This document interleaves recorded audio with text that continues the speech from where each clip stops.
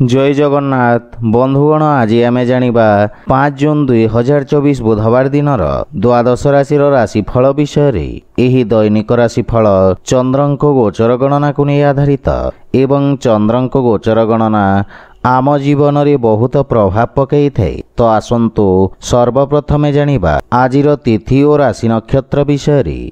आज होची 5 जून 2024 बुधवार ज्येष्ठ कृष्ण पक्ष चतुर्दशी रात्र 7 घंटा 55 मिनिट गते अमावास्या। आज कृतिका नक्षत्र रात्र 9 घंटा 16 मिनिट गते रोहिणी नक्षत्र। आज वृषचंद्र अहोरात्र। आजिर पर्वोत्सव शिव चतुर्दशी और बेढ़ा परिक्रमा। आजिर शुभ बेला दिवा 7 घंटा 52 मिनिट रु दिवा 11 घंटा 26 मिनिट पर्यंत। आजिर सूर्योदय प्रातः 5 घंटा 10 मिनिट। आजिर सूर्यास्त संध्या 6 घंटा 34 मिनिट। आज बिछा राशि पुरुष मानक घात चंद्र एवं कर्कट राशि घात बार। आज बिरी खाइबा निषिद्ध। तो बंधुगण आसंतु जानिबा आजिर राशिफल विषय। ता पूर्वरु आम चैनल को जो मैंने नुआ करी आछंती तले थिबा लाल रंगर सब्सक्राइब बटन को दबाई आम चैनल को सब्सक्राइब करंतु और पाखरे थिबा घंटी बटन को दबाई ऑल रे सिलेक्ट करंतु काहेकि ना आमे अपलोड करिथिबा प्रत्येक वीडियो रो नोटिफिकेशन आपण सर्वप्रथमे पाई परिबे। मेष राशि आपणक राशि द्वितीय स्थान रे चंद्रदेवंक गोचर आपणको निज वाणी द्वारा लाभ प्रदान कराइबा एवं आपण कौनसी गुरुत्वपूर्ण व्यक्ति को साक्षात करिबे जहार मार्गदर्शन आपणक कार्यक्षेत्र रे बहुत सहायक हेब। आपणक वक्तव्य एवं लेखनी रे मधुरता एवं आकर्षणर संचार हेब एवं आपणक कार्य सबुठारे प्रशंसित हेब। अधिकारी वर्ग आपणक कार्य को सम्मान करिबे। पारिवारिक जीवन रे नूतन सतेजता आसीब। जीवन साथी आपण को सम्मान करिबे तथा संपर्क मजबूत हेबाको लागिब। परस्पर को भल भाबरे बुझिबा पई एहा एक सुवर्ण सुजोग। सान भाई भौणींक ठारू आपण स्नेह पाइबे एवं सेमाने आपण को अनुसरण करिबे। प्रेम संबंध पई समय अनुकूल रहिछि एवं पूर्वरु रहितबा मतभेद दूर हेब। आर्थिक स्थिति रे उन्नति हेब एवं पारिवारिक संपत्ति वृद्धि हेब। सुख सुविधा रे मध्य वृद्धि घटिब किंतु कार्य व्यस्तता हेतु किछि शारीरिक थकापन अनुभव करि पारंती। सेथिपाई खाद्यपेयर विशेष जत्न नियंतु। स्वास्थ्य अवस्था उत्तम अनुकूल रहिब। आज आपण ओं गणपते नमः मंत्र जप करंतु शुभ फल पाइबे। वृष राशि आपणक राशि स्थान रे चंद्रदेवंक गोचर किछि समय धरी चली आसुथिबा समस्यार समाधान करिब। आपणक आत्मविश्वास बढ़िवा द्वारा आपणक व्यक्तित्वर उन्नति हेब एवं आपणक स्वभावरु क्रोधर हानि घटिब एवं आपण चापरु मुक्ति पाइबे। वाणिज्य व्यवसाय क्षेत्र रे उन्नति हेबारु मन प्रसन्न रहिब। आपणक कार्य क्षेत्र रे किछि नुआ परिवर्तन करिवे जहा भविष्यत रे आपणको शुभ फल प्रदान करिब। जीवन साथी आपणक व्यक्तित्व रे आसीथिबा परिवर्तन द्वारा प्रभावित हेबे। संतान पक्षरु सुखद समाचार आपणक चिंता को ह्रास करिब। पितांक सहयोगरु आपणक अटकीथिबा कार्य अग्रगति करिब किंतु परिवारर वरिष्ठ सदस्यंक स्वास्थ्य प्रति विशेष ध्यान दियंतु और पितामातांकर सेवा करंतु। जदि कोनोसी निवेश करिबाकू चाहंती तेबे पितांक परामर्श अवश्य नियंतु। परिवारर अनावश्यक खर्च रे नियंत्रण लागि रहिब। कोनोसी प्रकार जीवाणुजनित रोग आपणको जंत्रणा देई पारे एवं नित्यकर्म प्रभावित हेबा कारणरू कार्य रे बाधा सृष्टि होई पारे किंतु स्वास्थ्य प्रति सचेत रहंतु। आज आपण जे कोनोसी मंदिर रे नाली रंगर ध्वजदान करंतु शुभ फल पाइबे। मिथुन राशि आपणक द्वादश भाव रे चंद्रदेवंक गोचर व्यवसाय रे किछि क्षति घटाई पारे एवं कार्य क्षेत्र रे किछि अप्रीतिकर परिस्थिति उत्पन्न होई पारे। एही समय आपणको निज लंबित कार्य समाप्त करिबाकू एक सुजोग प्रदान करिब किंतु कोनोसी नुआ कार्य हाथ को नियंतु नहीं। असुरक्षित कार्यरु क्षतिर संभावना रहिछि। विशेष करी स्टॉक मार्केट रे नूतन विनियोगरु आपण दूरे रुहंतु।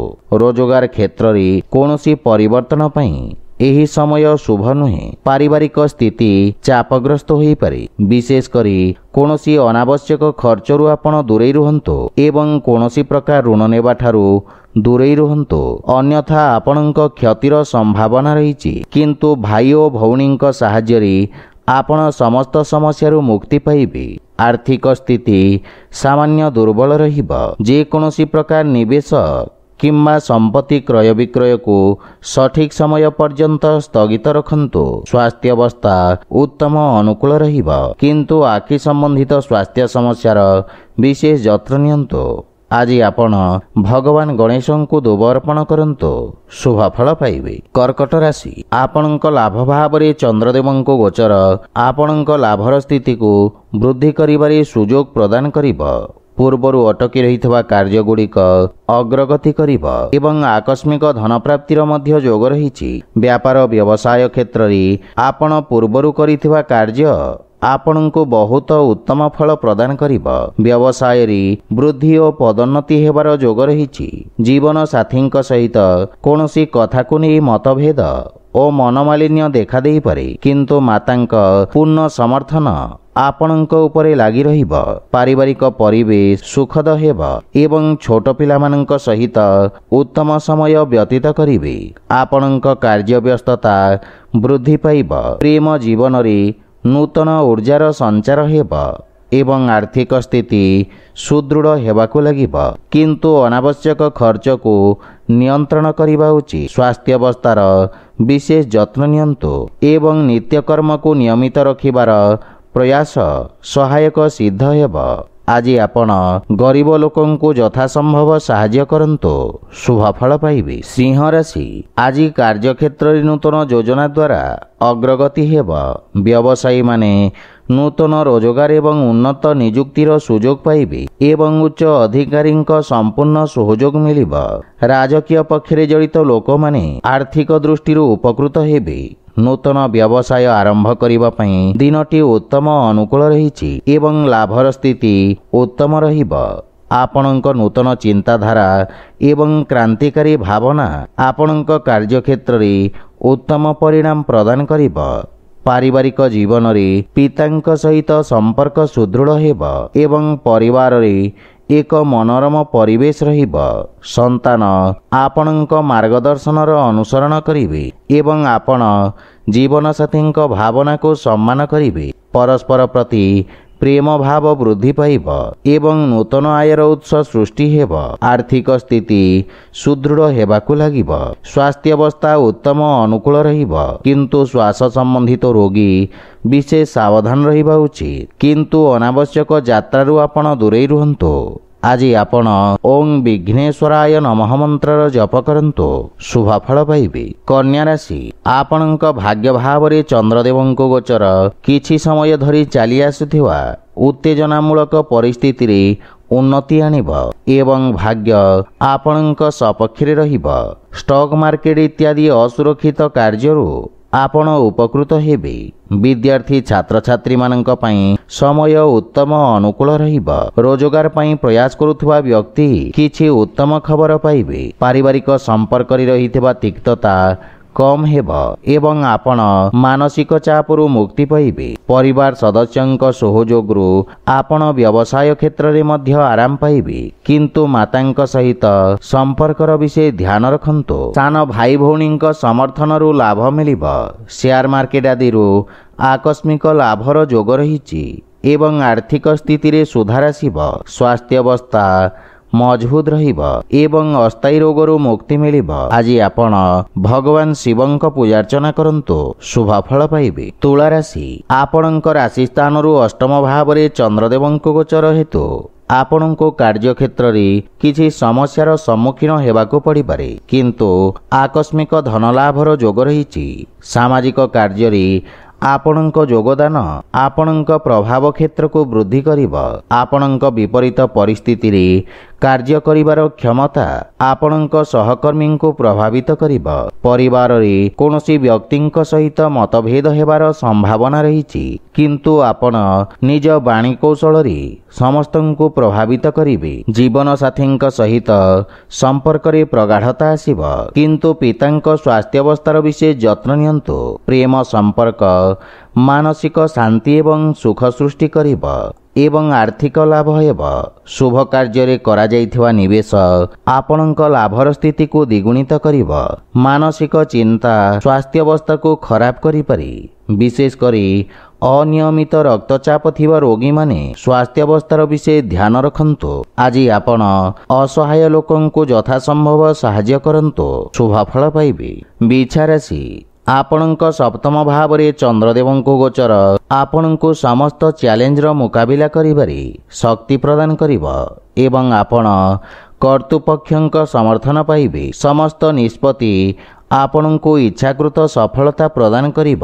ଯଦି ଆପଣ ଭାଗିଦାରୀରେ କୌଣସି କାର୍ଯ୍ୟ ଆରମ୍ଭ କରିବାକୁ ଯୋଜନା କରୁଛନ୍ତି, ତେବେ ସମୟ ଅତ୍ୟନ୍ତ ଶୁଭ ରହିଛି। ଛାତ୍ରଛାତ୍ରୀମାନେ କିଛି ନୂଆ ଶିଖିବାର ଅବସର ପାଇବେ ଏବଂ ପିତାମାତାଙ୍କ ଆଶୀର୍ବାଦ ସହିତ ଯେକୌଣସି ନୂତନ କାର୍ଯ୍ୟ ଆରମ୍ଭ କରନ୍ତୁ, ସଫଳତା ପାଇବେ। କିନ୍ତୁ ସନ୍ତାନଙ୍କ ସ୍ୱାସ୍ଥ୍ୟ ଏବଂ ଭବିଷ୍ୟତ ସମ୍ବନ୍ଧିତ ଚିନ୍ତା ଆପଣଙ୍କୁ ବ୍ୟଥିତ କରିବ। ଜୀବନସାଥୀଙ୍କ ସହିତ ସମ୍ପର୍କରେ ମଧୁରତା ଆସିବ ଏବଂ ପରସ୍ପର ପ୍ରତି ଥିବା ଭୁଲ ଧାରଣା ଦୂର ହେବ। ପ୍ରେମ ଜୀବନରେ ଏକ ନୂତନ ଆରମ୍ଭ ହେବ ଏବଂ ସମ୍ପର୍କ ସୁଦୃଢ଼ ହେବାକୁ ଲାଗିବ। ଆର୍ଥିକ ସ୍ଥିତି ମଜବୁତ ହେବ ଏବଂ ଆଂଶିକ ଲାଭ ପାଇପାରିବେ।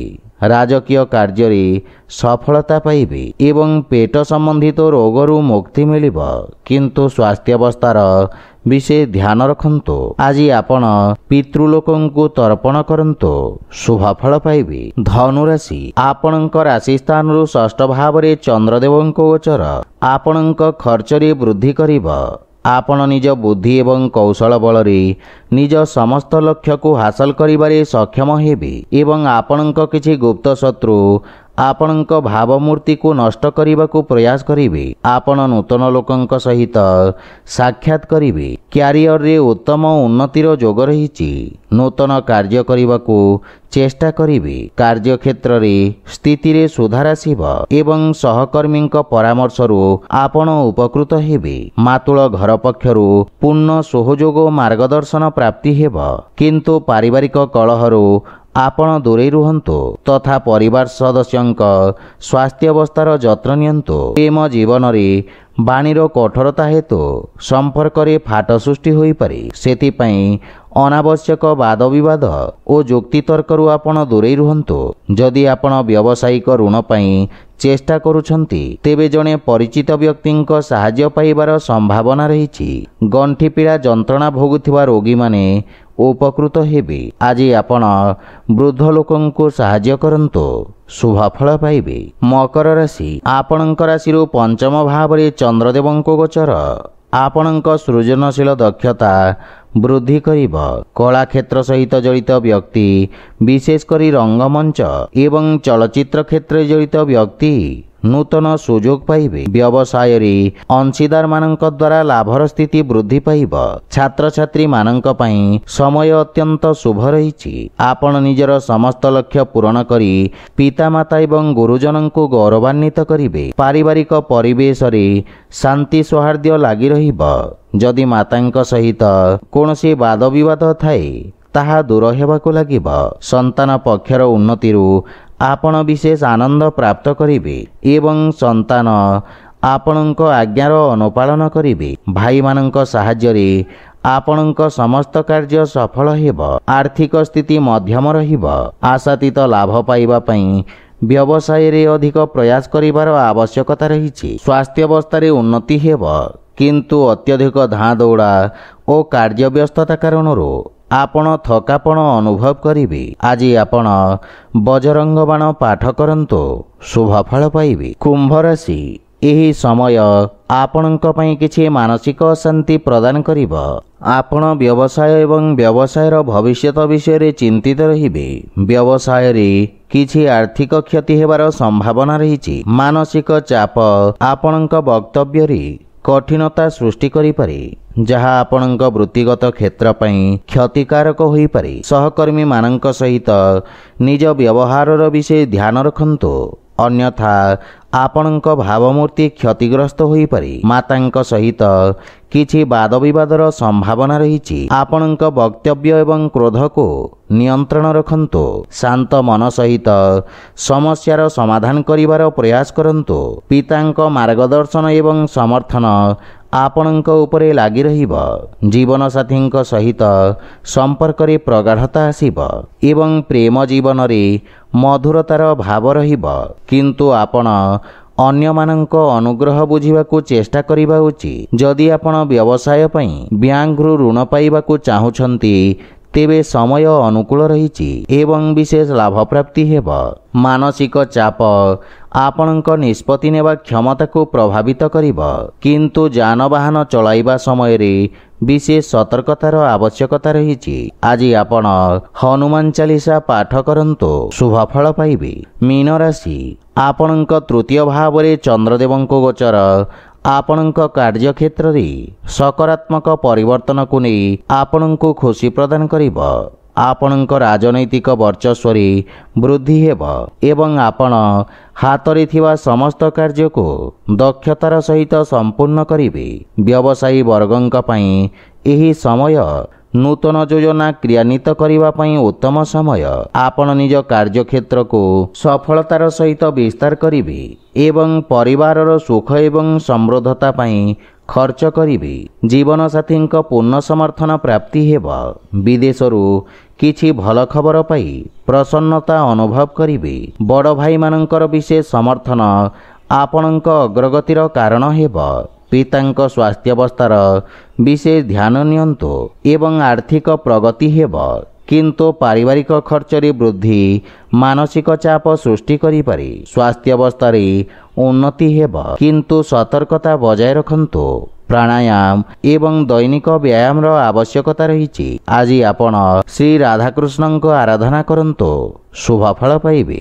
ତ ବନ୍ଧୁଗଣ, ଏହା ଥିଲା ଆଜିର ରାଶିଫଳ ବିଷୟରେ। ଯଦି ଭିଡ଼ିଓଟି ଆପଣମାନଙ୍କୁ ଭଲ ଲାଗିଥାଏ, ଲାଇକ୍, ସେୟାର ଓ କମେଣ୍ଟ କରି ଜଣାନ୍ତୁ ଏବଂ ଆମ ଚ୍ୟାନେଲକୁ ସବସ୍କ୍ରାଇବ୍ କରନ୍ତୁ। ଜୟ ଜଗନ୍ନାଥ।